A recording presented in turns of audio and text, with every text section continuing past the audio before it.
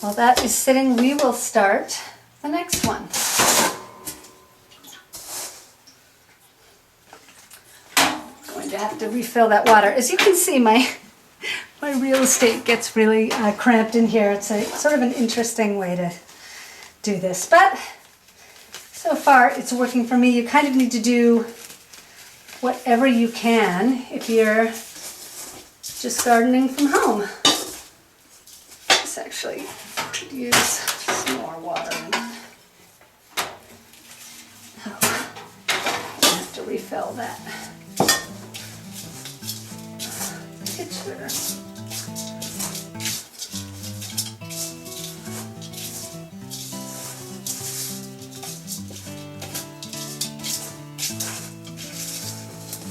Oh, okay.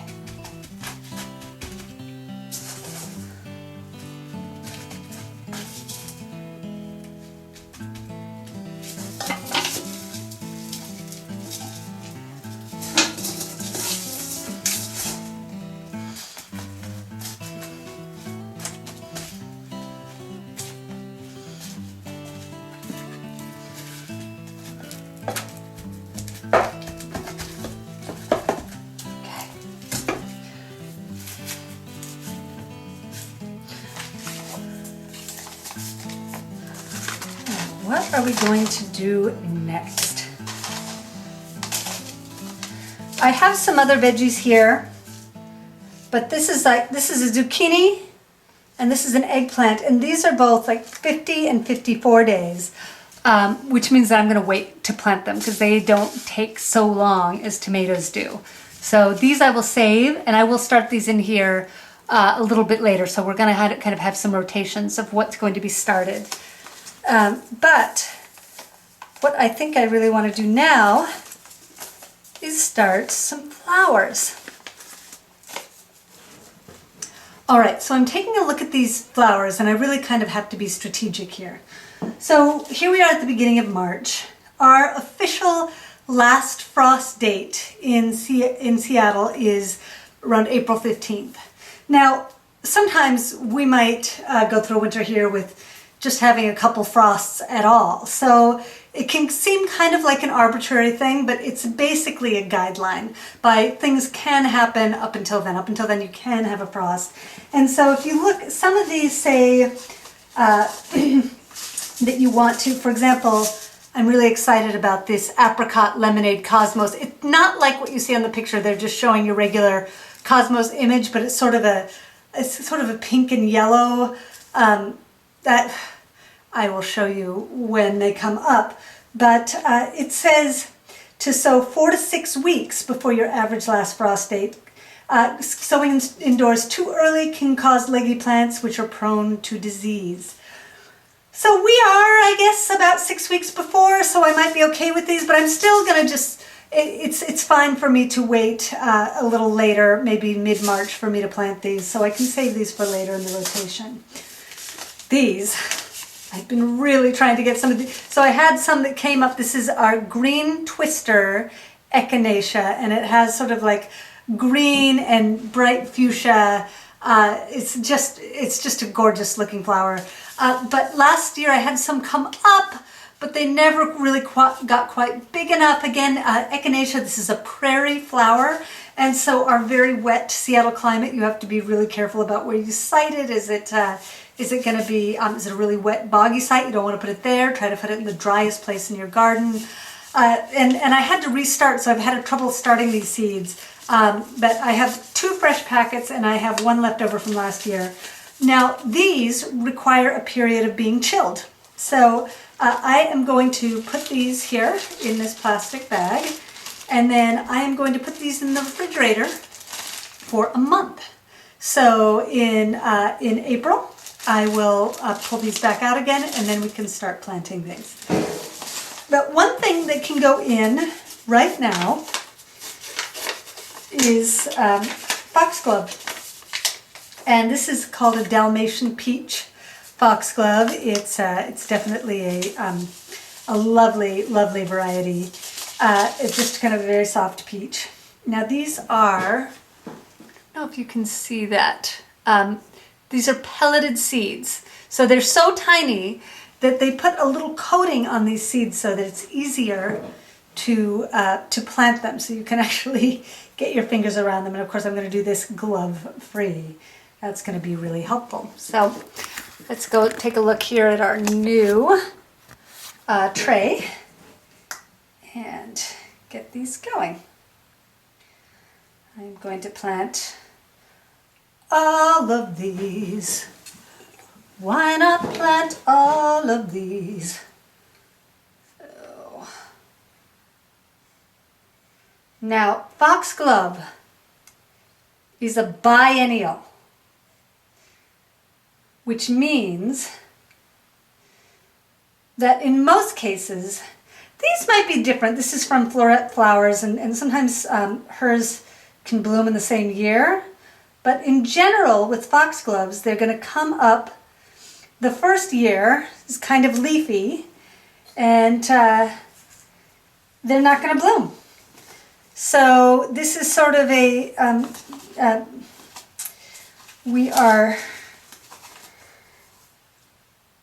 kind of putting this by, so to speak, for next year when we should get the flowers. So I'm going to do DP for Dalmatian Peach, Foxglove. And of course, they are called foxgloves because their flowers look just like they could hold a little fox paw in them, which I just think is adorable.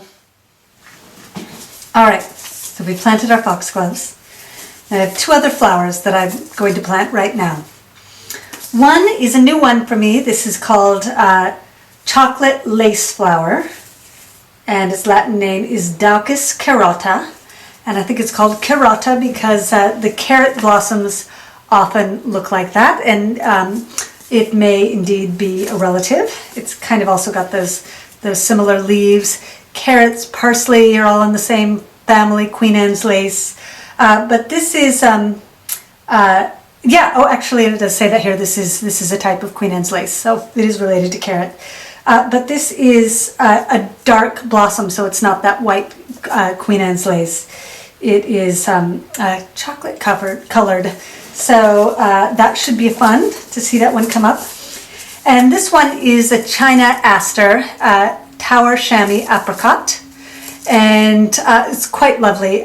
It does not bloom until fall, so this is another one that we're planting now, not to get spring or summer blooms, but to set aside for to just keep they're kind of just gonna once we plant them out, they're just kind of going to be a presence, a green presence there until suddenly the daylight time starts to change in August, and then they will start to bloom. And it's a wonderful thing to plan out your season like that because, you know, it's great to get a whole bunch of flowers in May and June, but then it's just like what's going to come next.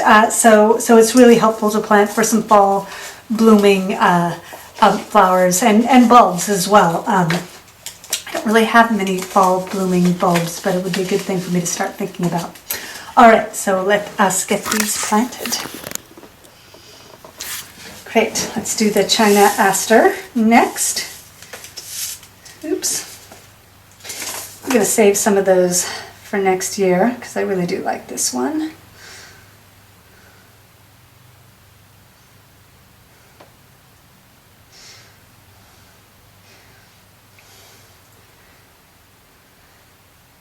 Now these are basically annuals, which means that because of this climate, they are going to not be able to survive a winter here. So you really do want to kind of save seed if you can. You can actually save the seed that they produce if you can catch that, and that way you can make sure that you have a supply year by year. So let's hope I can do that this year. Try to save that seed. Great.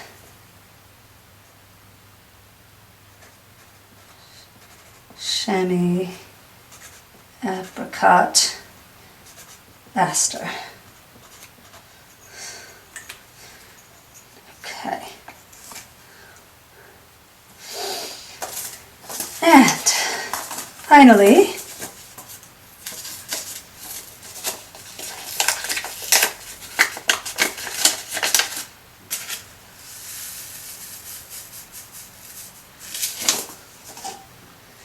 this chocolate lace flower kind of almost looks like dill seed or carrot seed, which makes sense. They are related. Just sparsely planting those there. All right.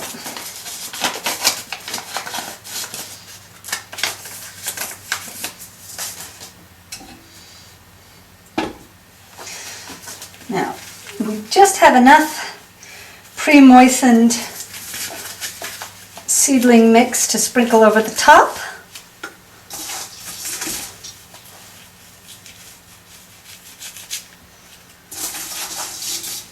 Gotta get myself that sifter. Of course, what happens is this starts to go into this sand here. Don't want to do that too much. It's important that this stays clean. Oh, you know what I didn't do was put in the BT. Let's see if I can just put this over the top. Hopefully that'll still work. Again, the most important thing is to then get this in those transplanted pots, but it's good to get that started. Just sprinkle there, get that good contact. You go over and there's still a gap, you can kind of fill that in. Whoops. Go.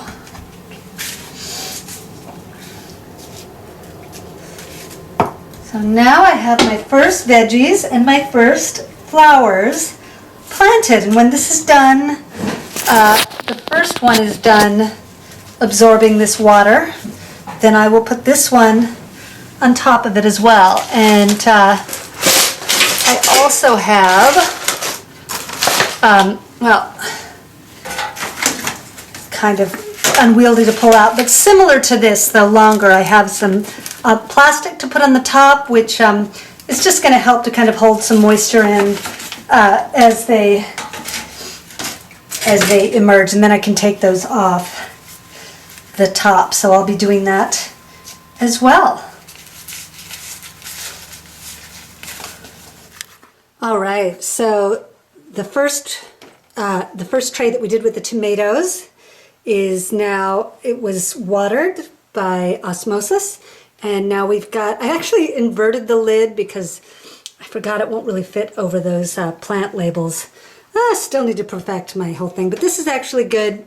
I'm doing it upside down, and then it leaves a little bit of ventilation at the sides too. So, because again, there's this whole dance that you have to do with enough moisture, but not allowing any mold or fungus to grow on the surface. So it requires lots of careful watching every day. That's why the fan ultimately is important as well.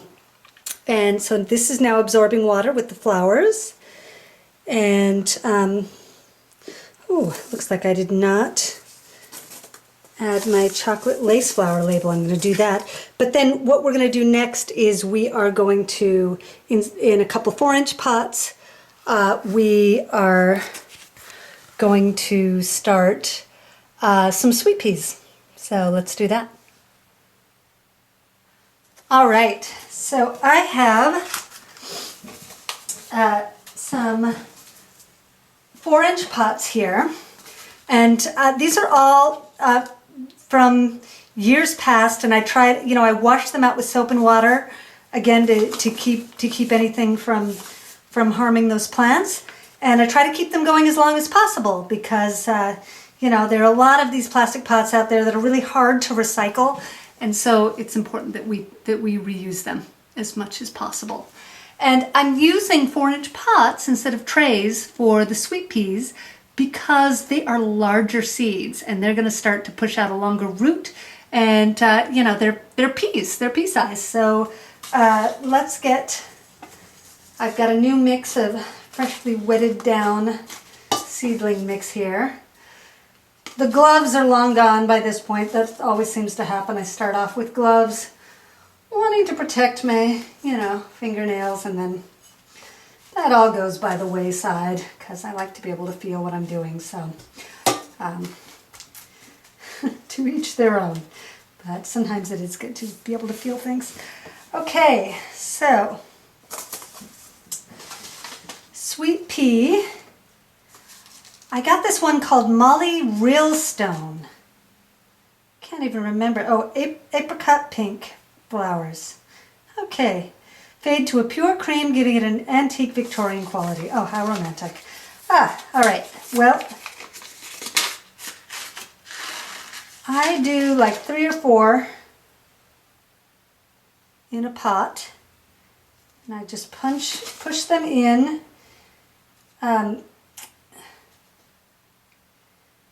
They want to be, they want to be like a fingertip depth in there. You generally want to put seeds, in 2 times their depth.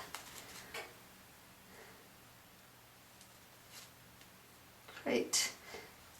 And these are, sweet peas are so wonderful for climbing up trellises or fences. And they smell, if you're going to get sweet peas, some of them are not as scented, I guess, though I've never gotten those. I always get the kind that are just really fragrant, which is if you're going to do sweet peas, you might as well get this wonderful scent. And, I think some people are fragrance sensitive. Maybe jasmine or rose might be too much for them, but this is sweet peas tend to be a pretty crowd-pleasing scent. It's just a lovely, delicate scent. So I'm going to do this one, maybe a couple more, just to make sure I've got